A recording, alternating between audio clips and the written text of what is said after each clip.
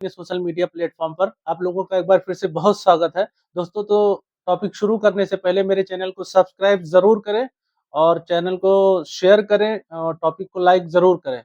दोस्तों, रेसिप Tayyip Erdogan को आप लोग क्या मानते हैं? हीरो मानते हैं या एक सामान्य नेता की तरह आप लोग क्या किस नजरिए से देखते हैं? कमेंट बॉक्स में जरूर बताएं। जी हाँ, वही रेसिप तैयब एर्दोगान जो कि मुस्लिम दुनिया के लिए एक हीरो के तौर पर माने जाते थे, एक लीडर के तौर पर मुस्लिम दुनिया के लिए, मुस्लिम वर्ल्ड के लिए माने जाते थे। लेकिन पिछले एक साल से जब से इजराइल ने गजा पर हमला किया है, तब से ये सिर्फ बयान पे ही बयान जारी कर रहे हैं।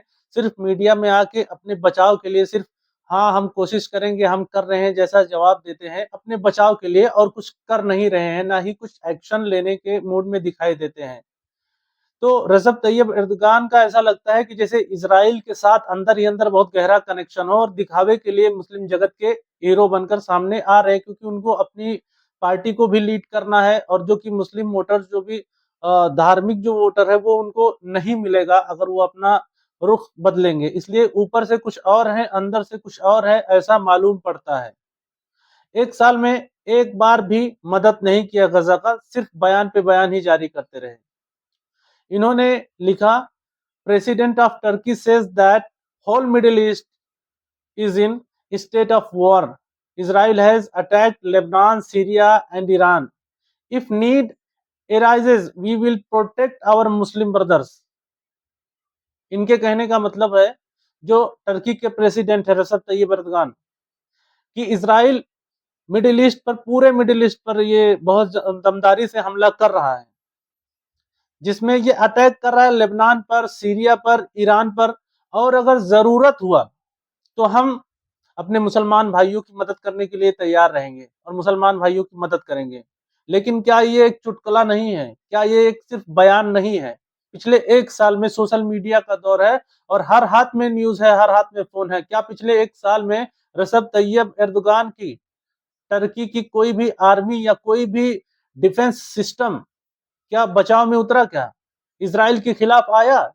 ये सिर्फ सिर्फ ये हर जगह जहां जहां जाते हैं मीडिया इनसे मुस्लिम जगत के बारे में ये अपने आप को अगुआ बना रहे थे, खलीफा बना रहे थे, तो मुस्लिम जगत के लिए इनसे सवाल करती है मीडिया, तो अपने बचाव के पक्ष में इतना इनको बोलना पड़ता है कि हम मदद करेंगे। अरे भाई, कब मदद करेंगे? आज जरूरत है, आप आज मदद नहीं कर रहे हैं, सिर्फ कह रहे हैं मुस्लिम भाइयों की जरूरत पड़ेगी तो मदद करेंगे। कब मदद करेंगे? तो ये सिर्फ एक बयानबाजी है, ऐसा कुछ होने वाला नहीं है। तो दूसरी रिपोर्ट क्या है? यही एर्दोगान साहब ने क्या कहा, रजब तैयब एर्दोगान ने क्या कहा, जो टर्किश प्रेसिडेंट है, कि अगर इसराइल के पास आयरन डोम है तो हमारे पास स्टील डोम है। भैया, ऐसा तो कुछ नजर नहीं आया, स्टील डोम का कुछ काम तो आपने दिखाया नहीं, सिर्फ बयान पे बयान और एक हास्यास्पद ही बातें करते जा रहे हैं। एक हंसी वाली बात, जो कोई भी न्यूज सुने तो सिर्फ एक बतौलेबाजी कर रहे हैं, बाकी जमीनी स्तर पे कोई काम नहीं कर रहे हैं डिफेंस में या सपोर्ट में किसी भी तरीके से। तुर्की और इसराइल का कारोबार जारी है, दोनों का कारोबार तो कुछ बंद नहीं हो रहा है। तो आप किस हिसाब से इसराइल की बगावत कर रहे हैं? बोलने के मामले में इसराइल के आप खिलाफ हैं, लेकिन अंदर से आप मिले हुए हैं। और इसराइल के अंदर जो भी नागरिकता लेना चाहता है किसी भी देश का, इसराइल उसको नागरिकता देती है अपनी पॉपुलेशन बढ़ाने के लिए। और इसराइल के नियम के हिसाब से यह है कि अगर आप नागरिकता लेते हैं उस देश की, तो वहां के नियम के हिसाब से वहां के आर्मी में, वहां के डिफेंस सिस्टम में आपको काम करना पड़ता है।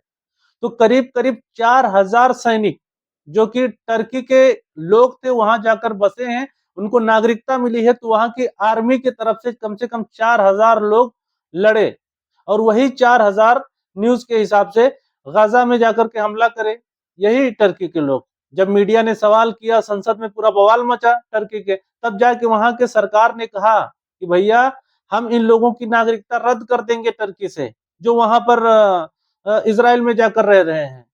क्या टर्की के गवर्नमेंट को, एर्दोगान साहब को इतना भी नहीं पता था क्या कि जो लोग टर्की के इसराइल में जाकर रह रहे हैं, वही लोग अपने भाइयों पर गाजा में, लेबनान पे आके आर्मी के रूप में हमला कर रहे हैं?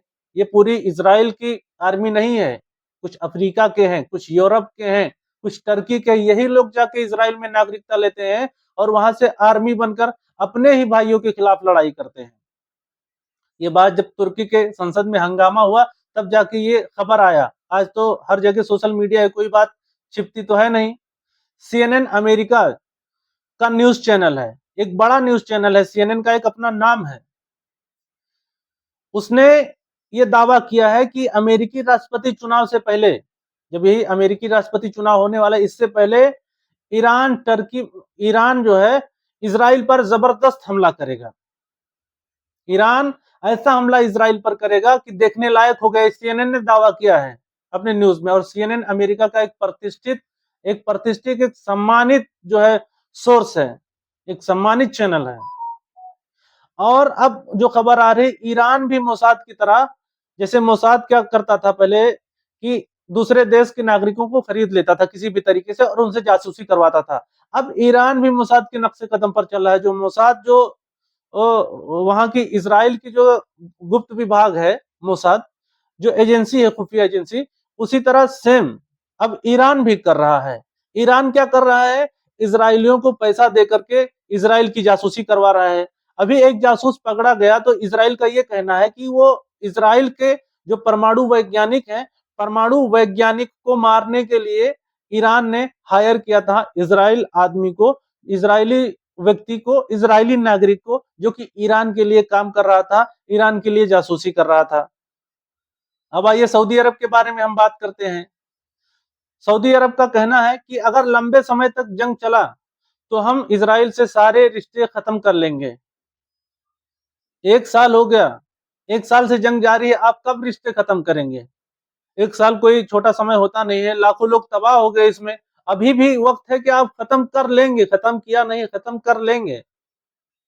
इजराइल के पूर्व प्रधानमंत्री एहूद ओलमर्ट का कहना है कि इजराइल का जो असली दुश्मन वो लेबनान, ईरान, सीरिया नहीं है, बल्कि इजराइल का जो असली दुश्मन है वो खुद वहां के प्रधानमंत्री बेंजामिन नेतन्याहू हैं, क्योंकि वही इजरायली लोगों को मुसीबत में डाल रहे हैं और वहां की इकोनॉमी से लेकर पॉलिटिकल पूरा जो स्ट्रक्चर है, पूरे स्ट्रक्चर को डिस्टर्ब कर रहे हैं बेंजामिन नेतन्याहू। ये वहां के पूर्व प्रधानमंत्री एहूद ओलमर्ट का बयान है। अब इजरायली लोग भी मानने लगे हैं कि जो इजराइल के जो मेन दुश्मन है बेंजामिन नेतन्याहू है, लेकिन नेतन्याहू साहब अपनी कुर्सी के लिए और अपनी जिद के लिए पूरे इजराइल को और पूरे मिडिल ईस्ट को जंग में झोंक रहे हैं। तो अभी जरूरत है पूरे दुनिया को, और अमेरिका को जरूरत है। यही अमेरिका अपने जगह जगह पे यूक्रेन से लेकर मिडिल ईस्ट से लेकर हर तरफ अपने अपने सिक्के जमाना चाहता है कि ताकि उन्हीं के बदौलत ये पूरा हुकूमत कर सके सेंटर में बैठ करके।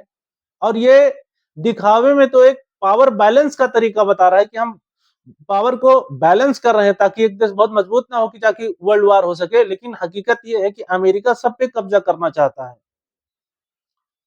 तो प्लीज चैनल को सब्सक्राइब जरूर करें।